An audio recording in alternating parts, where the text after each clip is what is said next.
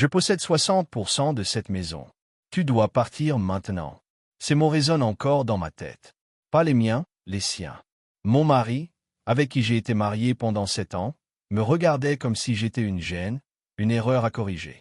L'audace de tout cela me fait encore frémir. C'était un mardi ordinaire. Je venais de terminer une double garde à l'hôpital. 12 heures passées debout à réconforter les patients, à administrer des médicaments, à remplir des dossiers. J'avais mal au dos, et je n'avais qu'une envie, prendre une douche chaude et m'écrouler au lit. Je me souviens m'être demandé si j'avais assez d'énergie pour réchauffer les restes de pâtes au réfrigérateur. Mais en arrivant dans notre allée, une voiture inconnue était garée là, puis une autre derrière. Les lumières du salon étaient allumées et je voyais des silhouettes bouger. L'espace d'un instant, je me suis demandé si je ne m'étais pas trompé de maison. En entrant, j'ai trouvé les valises de mes beaux-parents dans l'entrée. 3 gros, pas le genre qu'on emporte pour une visite le week-end. Des rires s'élevèrent de la cuisine. Le rire tonitruant de mon mari Richard, le rire aigu de sa mère, le ricanement bourru de son père. « Riche !» ai-je crié, ma voix résonnant étrangement dans ce qui me semblait soudain être la maison de quelqu'un d'autre. Le rire s'est arrêté brusquement. Richard est apparu dans le couloir, me cachant la vue sur la cuisine. Il ne souriait pas. En fait, je n'avais jamais vu cette expression particulière sur son visage auparavant. Un mélange de détermination et d'autre chose. Quelque chose de froid. « Alexandra » a-t-il dit, sans bouger pour me serrer dans ses bras ni même pour entrer dans le couloir. « Il faut qu'on parle. » Il m'a guidé jusqu'à notre bureau, loin de ses parents, et a fermé la porte. Je me souviens avoir remarqué que ma collection de manuels médicaux avait été déplacée du bureau vers une boîte par terre. « Mes parents emménagent » a-t-il annoncé sans préambule. J'ai cligné des yeux, certaine d'avoir mal compris. Pour combien de temps? Définitivement. La santé de papa est mauvaise, et ils ont vendu leur maison. La pièce semblait légèrement penchée. Et toi? Tu n'as pas pensé à m'en parler d'abord? Son visage s'est durci. Je savais que tu me compliquerais la vie. Tu le fais toujours avec ma famille, parce qu'ils ne m'ont jamais respecté, riche. Parce que ta mère me présente encore comme l'amie infirmière de Richard après 7 ans de mariage. J'ai marqué une pause, essayant de rassembler mes pensées. Où pourrait-il bien aller? Nous n'avons pas de chambre d'amis. C'est là qu'il l'a dit, quand il m'a regardé avec ce regard froid et m'a dit « Je possède 60% de cette maison. Tu dois partir maintenant. » Je me souviens de la façon dont mes genoux ont failli céder. Comment j'ai dû tendre les bras vers le bureau pour me stabiliser. De quoi parles-tu?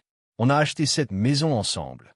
Vérifie l'acte de propriété, a-t-il dit en glissant un document sur le bureau. Mes parents ont contribué à la compte, tu te souviens? Ils ont insisté pour que leur nom figure sur l'acte de propriété à côté du mien. Tu n'en as que 40%. Je fixai le papier, les souvenirs me revinrent à l'esprit. Oui, ses parents avaient contribué à la compte. Un cadeau de mariage, comme il disait. J'avais signé tant de papiers pendant ce temps-là. Avais-je manqué ce détail, ou me l'avait-on caché? C'est notre maison, murmurai-je. J'ai investi chaque centime dans sa rénovation, et j'apprécie cela, dit-il d'un ton qui ne laissait rien présager de la gratitude. Je te donnerai un prix équitable pour tes 40%. Mon avocat a déjà rédigé les papiers. Il me glissa un autre document. Tu veux me racheter ce soir? Ma voix semblait lointaine, comme si elle appartenait à quelqu'un d'autre. Mes parents ont besoin de stabilité. Le traitement de papa commence la semaine prochaine à Mémorial. Il jeta un coup d'œil à sa montre. J'ai préparé quelques affaires essentielles. Le reste, on s'en occupera plus tard. Je regardai derrière lui et aperçus ma valise près de la porte. La même valise que nous avions emportée pour notre lune de miel à Bali. Tu as fait mes valises sans me demander mon avis. Quelque chose changea en moi. Puis le choc a commencé à se cristalliser en quelque chose de plus dur, quelque chose de plus tranchant. J'ai même appelé Lisa, a-t-il poursuivi, faisant référence à ma colocataire de fac qui habitait à l'autre bout de la ville. Elle dit que tu peux rester chez elle jusqu'à ce que tu trouves un logement. J'avais la tête qui tournait. Il avait tout planifié, appelé mon ami, fait mes valises, préparé les documents juridiques pendant que j'étais au travail, à m'occuper des proches des autres. Et notre mariage? Ai-je demandé, même si je connaissais déjà la réponse. Il a eu la décence de paraître légèrement mal à l'aise. Ça fait un moment qu'on prend des directions différentes, Alex. Tu es toujours au travail. On n'a pas eu de vraie conversation depuis des mois. Parce que je remplace Sarah pendant son congé maternité.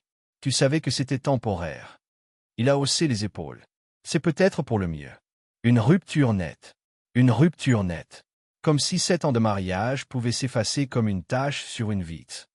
J'ai senti les larmes me menacer, mais j'ai refusé de les laisser couler. Pas devant lui.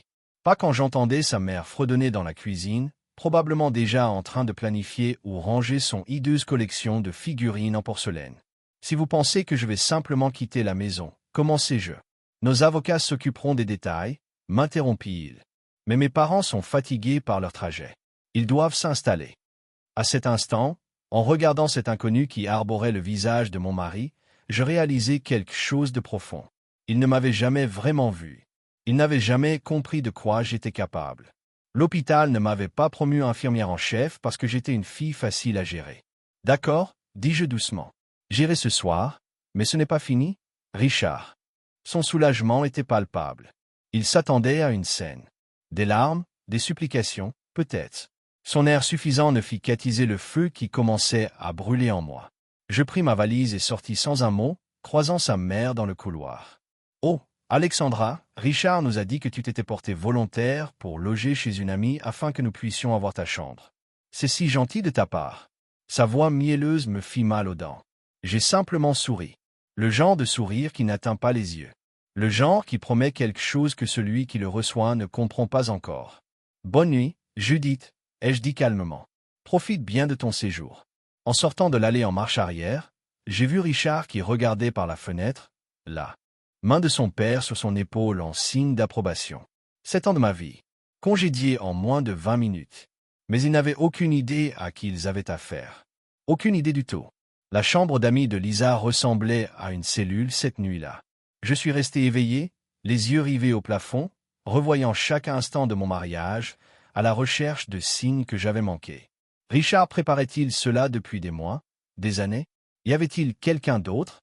Ou était-ce simplement que, obligé de choisir entre sa femme et ses parents, je ne méritais même pas d'être prise en considération?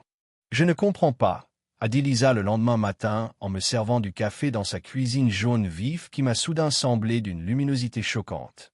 Tu as rénové toute la maison. Tu as conçu la nouvelle cuisine. Tu as aménagé le jardin toi-même. Apparemment, ça n'a pas d'importance quand ton nom ne figure que sur 40% de l'acte, ai-je répondu d'une voix caverneuse. Je me suis fait porter pâle aujourd'hui. Il faut que je trouve un avocat. Lisa a tendu la main par-dessus la table et m'a serré la main. Prends la mienne. Jackson est le meilleur avocat en droit de la famille de l'État. Jackson Barnes était certes excellent, mais son évaluation n'était pas celle que je voulais entendre. Techniquement, l'acte leur donne la majorité des parts, m'a-t-il expliqué dans son bureau plus tard dans la journée. Mais il y a d'autres facteurs à prendre en compte. Tu as beaucoup investi dans l'amélioration de la propriété. Tu as remboursé la moitié de l'hypothèque pendant des années, et l'abandon est une affaire sérieuse dans un mariage. Il prétend que nous nous éloignons les uns des autres, dis-je, les mots amers sur la langue. Vraiment? Demanda Jackson d'un ton neutre. J'y réfléchis. Nous étions occupés, c'est sûr. Ma promotion avait temporairement entraîné des horaires plus longs. Le cabinet comptable de Richard avait pris de nouveaux clients, mais nous éloigner les uns des autres, non. Du moins, je ne le pensais pas. Le mois dernier, c'était notre anniversaire, dis-je lentement. Il m'a fait la surprise de me donner des billets pour ce spectacle de Broadway dont je parlais. Nous avons dîné chez Antonio après. Il semblait heureux. Jackson prit note. Des signes d'infidélité? Des problèmes financiers? Non, du moins. J'hésitais. Je ne pense pas. Nous avons des comptes séparés, mais un compte commun pour les dépenses du ménage. Il a toujours été discret sur son compte personnel. Il faudra que nous nous renseignions là-dessus. Jackson dit, en attendant, je veux que vous rassembliez tous les documents relatifs à vos contributions à la maison, les reçus de rénovation, les justificatifs de remboursement de prêts immobiliers, tout. En quittant son bureau, mon téléphone vibra, un SMS de Richard. J'ai demandé à mon avocat d'envoyer les documents à votre adresse. Travail? Besoin d'une signature avant vendredi pour le virement bancaire de vos parts? Non. Comment allez-vous? Non, je suis désolé. On en est arrivé là. Juste des affaires. Comme si on dissolvait un partenariat plutôt qu'un mariage. Je suis allé à l'hôpital, non pas pour travailler, mais pour vider mon casier. J'avais besoin de ma tenue de bloc opératoire de rechange et de l'argent d'urgence que j'y gardais.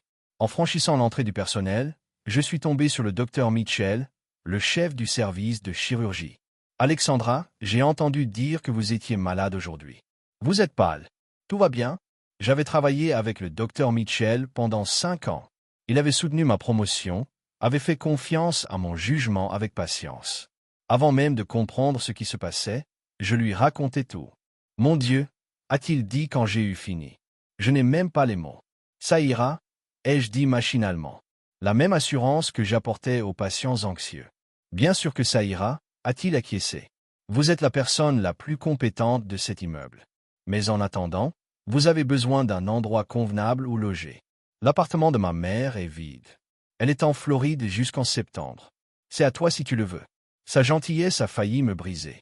Je m'étais retenu avec une détermination sans faille, mais une compassion sincère a failli me briser l'armure.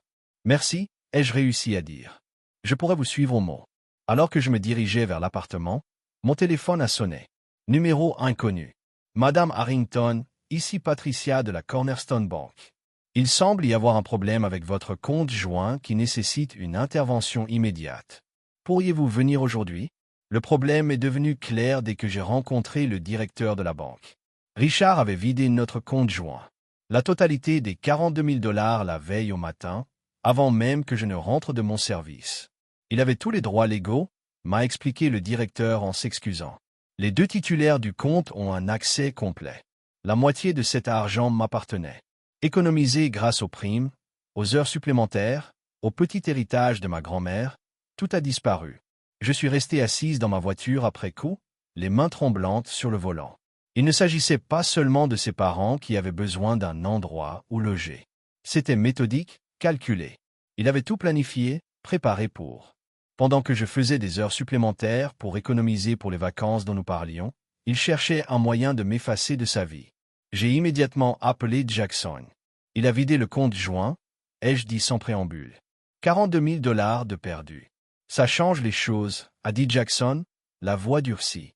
C'est de la mauvaise foi pendant une séparation. On peut s'en servir. Mais les attaques continuaient. En arrivant à l'appartement de la mère du docteur Mitchell et en consultant enfin mes emails, j'ai trouvé un message de notre compagnie d'assurance. Richard m'avait radié de notre assurance maladie, une autre de notre opérateur de téléphonie mobile. Mon abonnement serait interrompu à la fin du cycle de facturation. Il me coupait systématiquement de tous les aspects de notre vie commune. Je l'ai appelé. La colère a finalement submergé le choc. Vous avez pris mes économies, ai-je dit lorsqu'il a répondu. Nos économies, a-t-il corrigé. Pour notre avenir, qui a changé? La moitié de cet argent m'appartenait, Richard, gagné par moi. Et la moitié des remboursements hypothécaires au fil des ans, c'était moi qui les payais.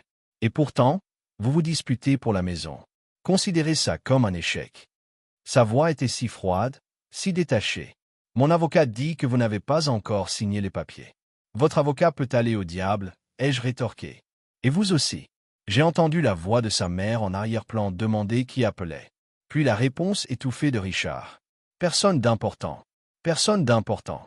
Après 7 ans de mariage, après l'avoir tenu par la main pendant les funérailles de sa sœur, l'avoir soigné pendant une pneumonie, l'avoir soutenu lorsqu'on l'a écarté pour devenir associé dans son cabinet, je leur ai tout donné.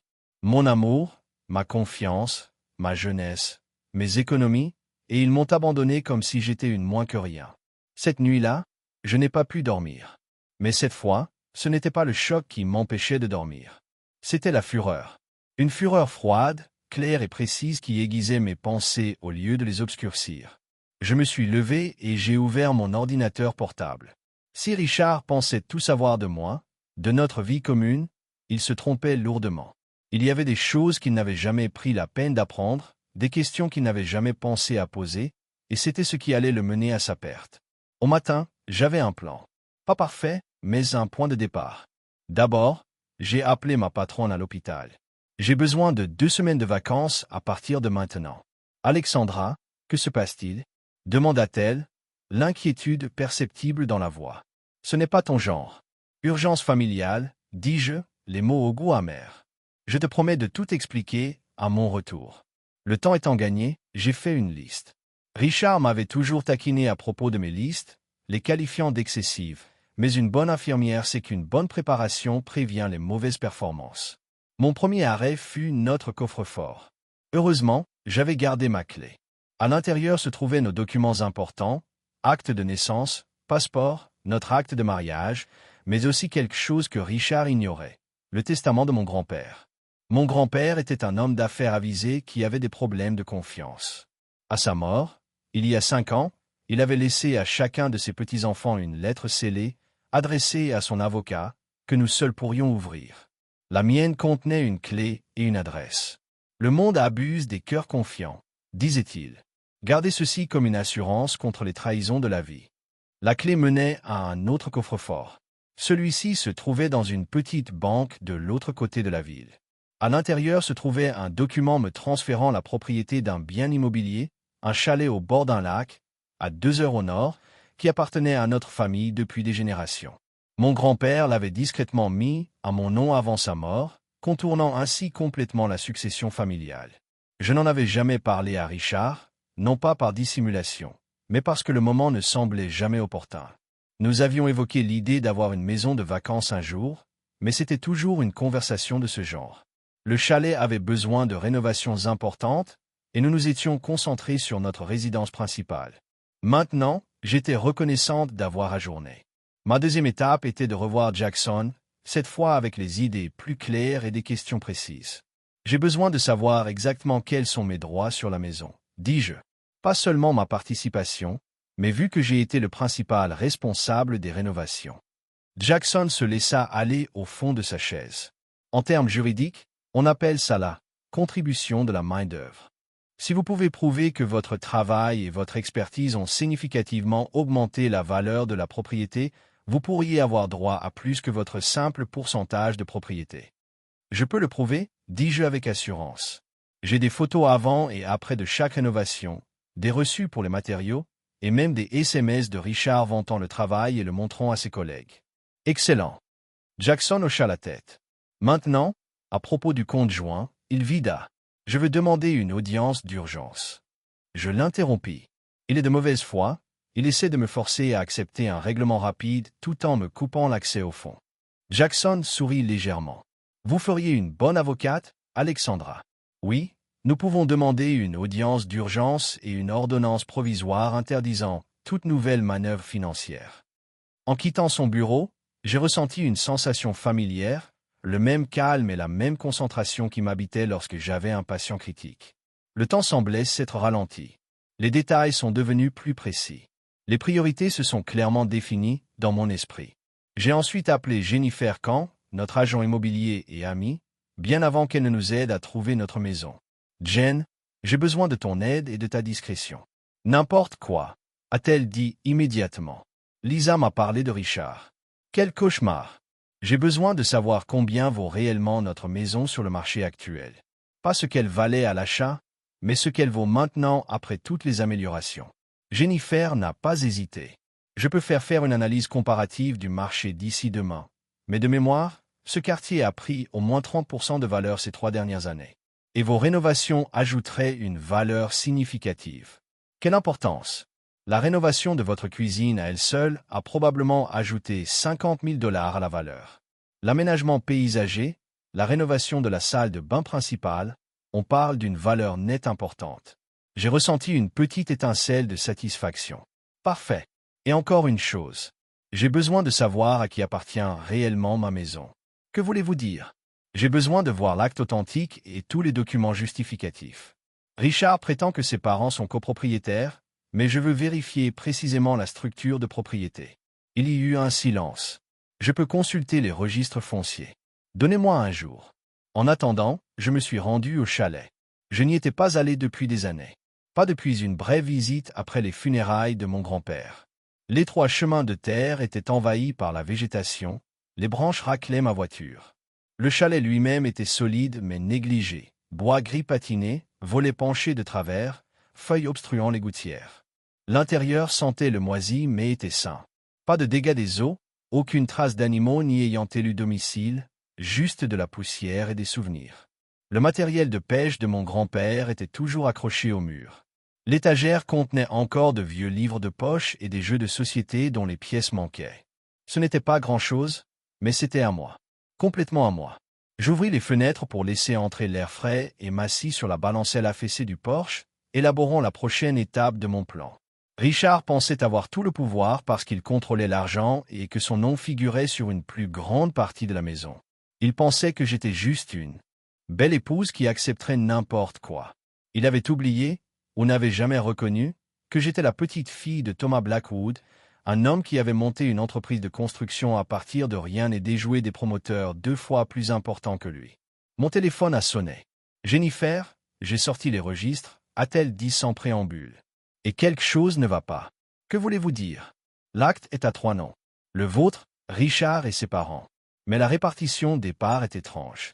Richard et vous possédez chacun 40%. Ses parents possédaient ensemble 20%. Je me suis redressé. En êtes-vous certaine? Richard m'a dit que je ne possédais que 40% et que lui et ses parents en possédaient 60%.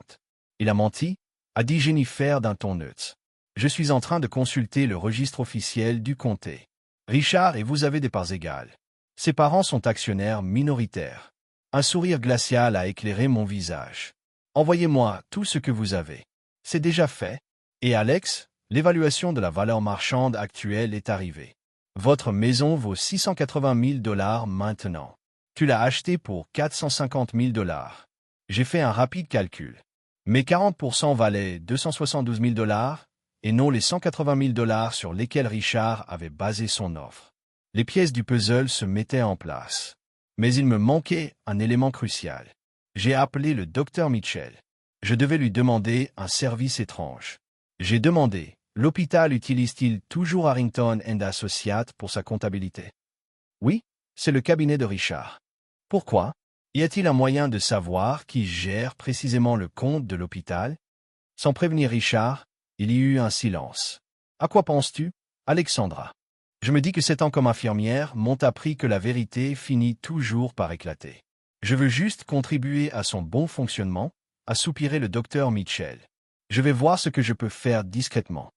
Le soir venu, j'avais ce qu'il me fallait. La comptabilité de l'hôpital était gérée par un comptable principal nommé Marcus Whelan, le mentor de Richard et l'homme qui lui barrait la route depuis des années pour devenir associé. J'ai envoyé un courriel à Marcus pour lui demander un bref entretien sur un sujet confidentiel. Sa réponse est arrivée en quelques minutes.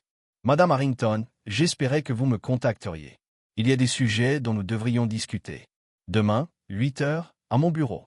J'ai dormi sur mes 2 oreilles cette nuit-là, pour la première fois depuis que Richard m'avait mis à la porte. Non pas parce que j'avais toutes les réponses, mais parce que j'avais enfin compris les questions. Richard m'avait sous-estimé. Il avait vu ce qu'il voulait voir. Une infirmière travailleuse qui lui faisait confiance pour gérer les finances, qui croyait en notre partenariat, qui n'aurait jamais pensé à vérifier ses déclarations ni à vérifier les petits caractères. Il avait oublié qu'avant de devenir sa femme, j'étais une femme qui avait fait des études d'infirmière tout en travaillant à temps plein, qui avait navigué dans la politique hospitalière pour obtenir un poste de direction, qui avait appris de son grand-père que la confiance était précieuse, mais que la vérification était essentielle. Alors que je m'endormais dans la cabane que mon grand-père m'avait secrètement réservée, je ne pouvais m'empêcher de me demander quelles autres surprises m'attendaient dans cette partie d'échecs à laquelle Richard ignorait, même que nous jouions. Le bureau de Marcus Wong était exactement ce qu'on attend d'un comptable senior. Méticuleusement organisé, avec un mobilier classique, pas un seul papier de travers. L'homme lui-même était à l'image de son environnement. Précis, correct, mesuré. Madame Harrington, me salua-t-il en se levant de derrière son bureau. Merci d'être venu. Veuillez m'appeler Alexandra, dis-je en prenant la place qui m'était offerte. Alexandra. Il acquiesça en ajustant ses lunettes. Je vais être direct. Je m'inquiète de certaines irrégularités dans le travail de votre mari. Mon cœur battait plus vite, mais je gardais une expression neutre. Quel genre d'irrégularité? Rien de criminel, clarifia rapidement Marcus. Mais éthiquement discutable, notamment concernant le compte de l'hôpital, il poussa un dossier sur son bureau. Richard gonflait artificiellement les heures facturables, facturant un travail inutile ou jamais effectué.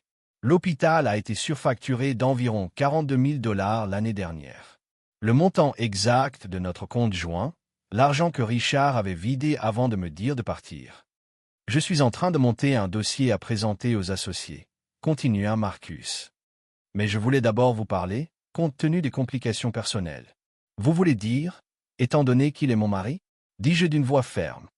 Oui, même si je comprends que ce statut puisse évoluer. Je haussai un sourcil. Les nouvelles vont vite. Petite communauté professionnelle, dit Marcus avec un léger haussement d'épaule. Richard a été plutôt indiscret, discutant de questions personnelles au bureau.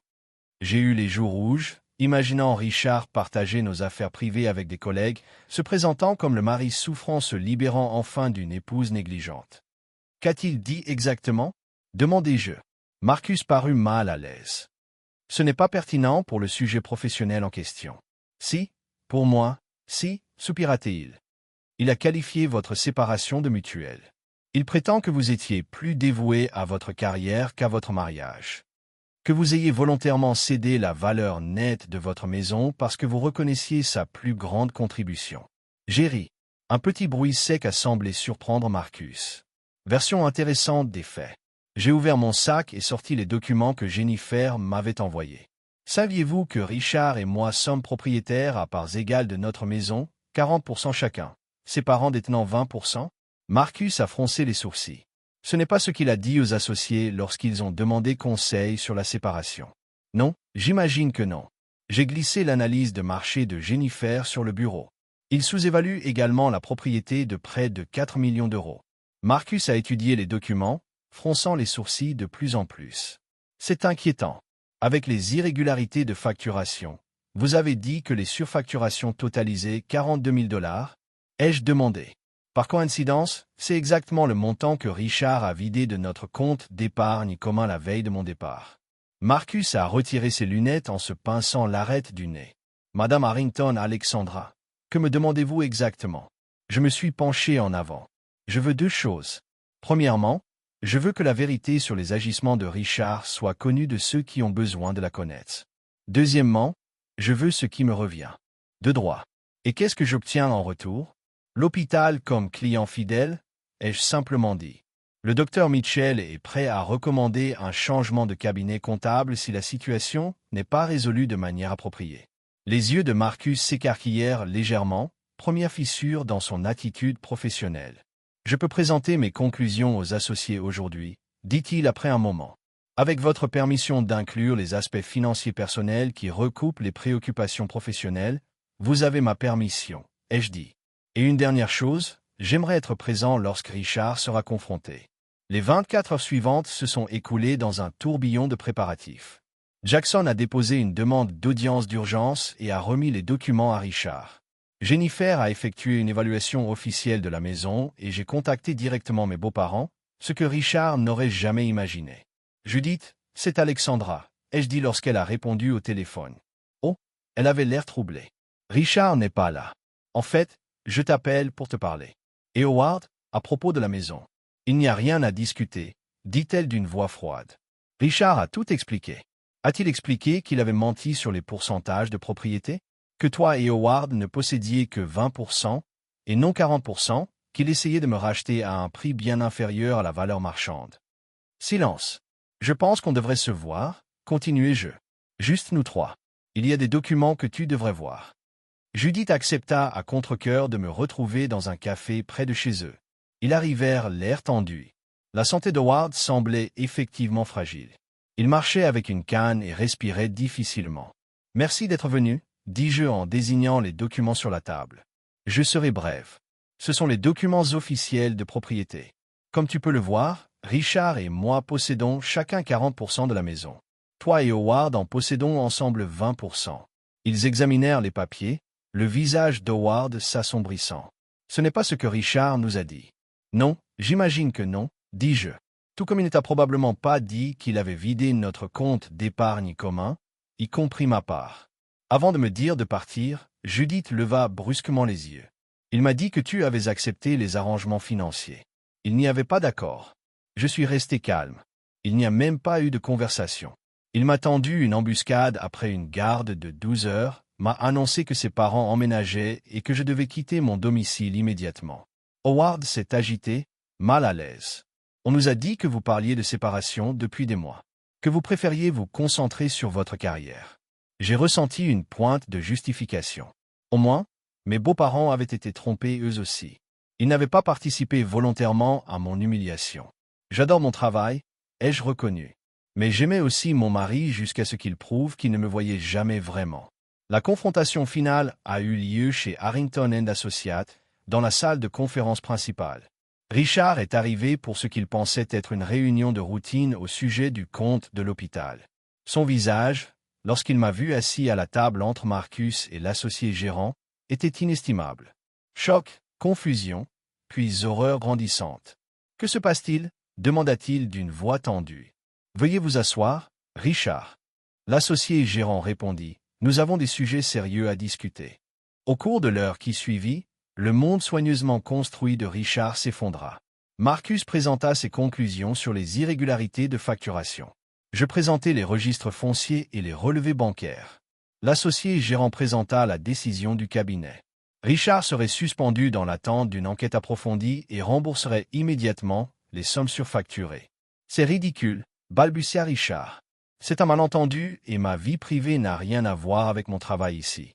Quand on utilise les surfacturations des clients pour financer sa vie personnelle, cela devient pertinent, » dit Marcus d'un ton calme. « Et quand on déforme les parts de propriété pour tenter de forcer sa femme à se séparer de ses biens légitimes. Cela témoigne de problèmes de moralité que ce cabinet ne peut ignorer, » ajouta l'associé gérant. Richard se tourna vers moi, les yeux flamboyants. « C'est toi qui as fait ça. Tu les as retournés contre moi. »« Non, Richard, » dis-je calmement. « Tu as fait ça.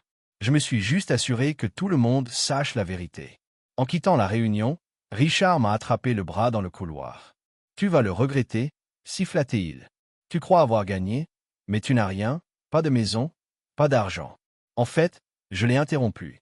J'ai une ordonnance d'urgence du tribunal te demandant de reverser la moitié de nos économies communes sur un compte à mon nom avant 17 heures aujourd'hui. J'ai des documents prouvant que je suis propriétaire à parts égales de notre maison et j'ai ceci. » Je lui ai remis une lettre de Jackson. « Qu'est-ce que c'est » demanda-t-il. « Remarque que je reviendrai chez nous demain matin avec le shérif si nécessaire. Toi et tes parents pouvez rester temporairement dans la chambre d'amis et le bureau pendant que nous réglons la suite, mais la chambre principale est à moi. » Son visage est devenu rouge foncé. « Tu ne peux pas être sérieux. »« Sérieux » répondis-je. « Oh, et encore une chose. Je possède un chalet sur le lac Windermere. Libre et net. Un héritage de mon grand-père. Encore une chose que tu n'as jamais pris la peine d'apprendre sur moi. Je suis reparti plus légère que je ne l'avais été depuis des semaines. Non pas parce que j'avais blessé Richard, même si je ne pouvais nier une certaine satisfaction, mais parce que j'avais retrouvé mon pouvoir, ma voix, ma vérité. La femme qui était rentrée chez elle le lendemain matin n'était pas la même que celle qui avait été chassée. Cette femme avait été choquée, blessée, prise de court. Elle était entrée la tête haute, le shérif derrière elle et la loi de son côté. Richard et ses parents attendaient dans le salon, leur visage exprimant une multitude d'émotions. Colère, gêne, défaite. « La chambre d'amis et le bureau sont à toi pour l'instant, » ai-je dit en posant ma valise au pied de l'escalier. « Je serai dans la chambre principale. On pourra établir un planning pour les espaces communs. »« C'est absurde, » a marmonné Richard. « Tu vas vraiment vivre ici pendant notre divorce.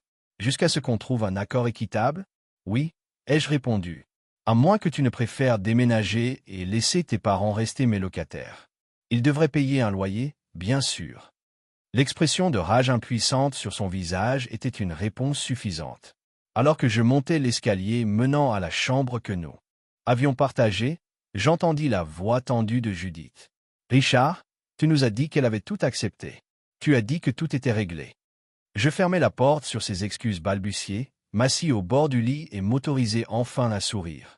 La partie n'était pas terminée, mais pour la première fois, c'était moi qui fixais les règles. Vivre avec ton futur ex-mari et ses parents n'est pas une expérience que je recommanderais. La tension était palpable. Les repas se faisaient à tour de rôle, et le silence quand nous nous croisions dans les couloirs était assourdissant. Mais il y avait quelque chose de puissant à refuser d'être effacé de ma propre vie. Après 2 semaines atroces, Richard m'aborda dans la cuisine un matin. Ses parents étaient à un rendez-vous médical pour Howard. Des rendez-vous légitimes, j'avais vérifié. Ça ne marche pas, dit-il en fixant sa tasse de café plutôt que moi. Non, ce n'est pas le cas, ai-je acquiescé. J'ai trouvé un appartement, a-t-il poursuivi. Mes parents peuvent venir avec moi ou non. C'est leur décision. J'ai hoché la tête, attendant. Richard n'avait jamais été doué pour les excuses, mais une petite part de moi espérait encore en recevoir. J'ai autorisé le virement des fonds du compte joint, a-t-il dit à la place.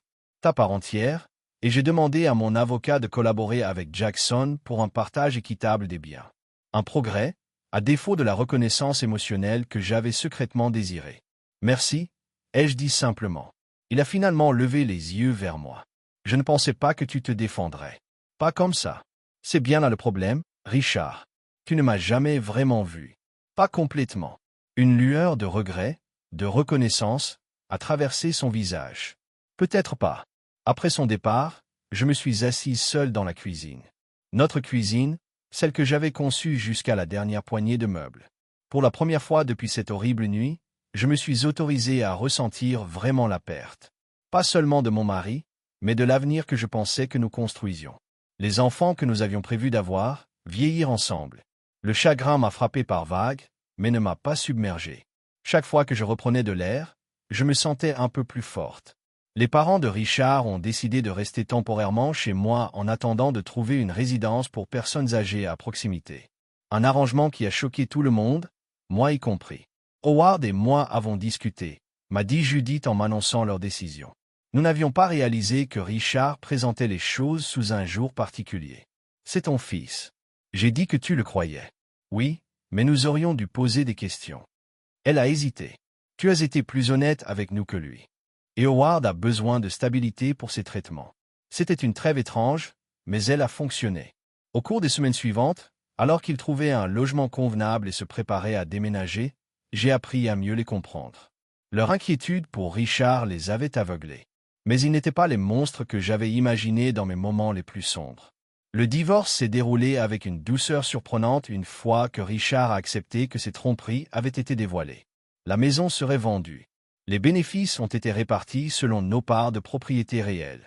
Mon avocat a veillé à ce que ma contribution aux rénovations soit correctement évaluée. 6 mois plus tard, j'occupais la maison vide pour la dernière fois. Les nouveaux propriétaires en prendraient possession le lendemain. Un jeune couple attendait son premier enfant, plein de projets et de rêves pour cet espace. J'ai traversé chaque pièce en disant au revoir. La cuisine où j'avais perfectionné la recette de lasagne de ma grand-mère. Le salon où nous avions organisé des soirées jeux entre amis. La chambre où j'avais dormi seul ces dernières semaines, retrouvant mon indépendance une nuit après l'autre. Mon téléphone a vibré, un SMS de Lisa m'a contacté. Prête pour la pendaison de crémaillère demain? J'ai souri. Après des mois de travaux, la cabane était rénovée. Non pas dans une maison d'apparat, mais en un refuge qui honorait son histoire tout en répondant à mes besoins. Grand-père aurait approuvé les changements. Pratique, bien pensé, construit pour durer. En verrouillant la porte d'entrée de ma vieille maison pour la dernière fois, j'ai ressenti une étrange gratitude. Non pas à cause de la trahison ou de la douleur, mais pour ce qu'elles avaient révélé. Ma propre résilience. Les vrais amis qui m'avaient soutenu. La force que j'ignorais posséder. Ma nouvelle vie n'était pas celle que j'avais imaginée. Elle était plus chaotique, plus compliquée, et par certains côtés plus solitaire. Mais elle était authentiquement la mienne. Je me rends maintenant au chalet en voiture le week-end. Parfois avec des amis, parfois seul. La solitude qui m'effrayait autrefois me donne maintenant l'impression d'être libre. L'espace vide à côté de moi ne me semble plus une absence, mais une possibilité. Hier, j'ai reçu une lettre inattendue. Une offre d'emploi d'un hôpital prestigieux de la ville la plus proche du lac. Infirmière en chef, augmentation de salaire significative, opportunité de développer des protocoles de soins innovants. Je n'ai pas encore décidé si j'acceptais. Le choix m'appartient entièrement, et cette incertitude est un luxe. Richard envoie parfois des SMS polis pour des questions administratives. Ses parents appellent toutes les 2 ou 3 semaines, une étrange relation post-décès qui aurait été inimaginable il y a 1 an. J'ai entendu dire qu'il sortait avec quelqu'un de son bureau. J'espère qu'il la voit plus clairement qu'il ne me voyait. Quant à moi, j'apprends à me voir avec mes propres yeux plutôt qu'avec ceux des autres. À reconnaître ma valeur, non pas dans ce que je donne aux autres, mais dans ce que je suis au plus profond de moi-même. La femme qui a été chassée de chez elle ce mardi soir-là n'existe plus. À sa place se trouve quelqu'un de plus fort, de plus sage, de plus perspicace et de plus confiant, mais tout aussi capable de créer des liens. Parfois, assis sur la véranda du chalet à regarder le soleil se coucher sur le lac que mon grand-père aimait, je repense à ce qu'il a écrit dans cette lettre il y a des années. Le monde abuse des cœurs confiants. Il n'avait pas tort, mais il a manqué quelque chose d'important. Les cœurs confiants ont aussi la capacité de devenir féroces lorsqu'ils sont trahis. Et parfois, être chassé de là où l'on pensait appartenir est le premier pas vers la découverte de sa véritable place. Ce n'est pas moi qui suis parti, mais c'est moi qui ai retrouvé mon chemin.